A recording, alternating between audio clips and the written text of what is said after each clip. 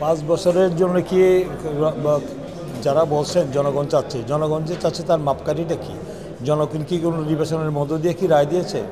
পৃথিবীর ইতিহাসে এই ধরনের কোনো ঘটনা আছে যে কোনো অনির্বাচিত সরকারকে কোনো একজন ব্যক্তি, কোনো একজন সংগঠন চাইলেই তাকে 5 বছরের জন্য সেখানে তাদেরকে দেশ পরিচালনা, জাতীয় সরকারের জন্য দেশ পরিচালনা করার যে কোনো দায়িত্ব দিয়েছে? কারণ অতীতে আমরা দেখেছি, এই সময়ের মধ্যে তো মানে যে ন্যূনতম সংস্কার, যেগুলি সংস্কারের বিষয়টা তো একটি চলমান প্রক্রিয়া, বিচার সংস্কার এগুলো তো একটি চলমান প্রক্রিয়া, কিন্তু এটা তো সংস্কারও চলবে, তারপরে বিচারও চলবে, নির্বাচনও হবে। নির্বাচন তো মানে সংস্কার বিচার তো নির্বাচনের বিকল্প হতে পারে না।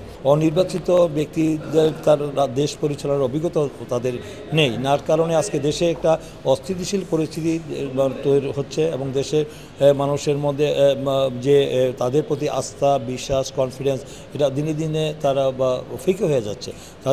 তাদের যে বিতর্কিত কর্মকাণ্ড, যে তারা আমরা দেখতে পাচ্ছি যে আইন শৃঙ্খলা পরিস্থিতির অবনতি হচ্ছে, তারপর আমরা দেখতে পাচ্ছি যে অত্যন্ত সংবেদনশীল বিষয় যে আমাদের মানবিক করিডোরের নামে আমরা দেখতে পাচ্ছি যে করিডোর দেওয়ার যে সিদ্ধান্ত নিতে যাচ্ছে, সেটাও তো আমরা জনগণ ম্যান্ডেট দেয়নি। তারপরে আমরা দেখেছি যেটা আমাদের স্বাধীনতা, সার্বভৌমত্ব, নিরাপত্তার প্রশ্ন যেখানে জড়িত, সেই বিষয়গুলি তো একটি মৌলিক বিষয়ের সিদ্ধান্ত নিবে কারা? নিবে সেখানে নির্বাচিত জনপ্রতিনিধিরা।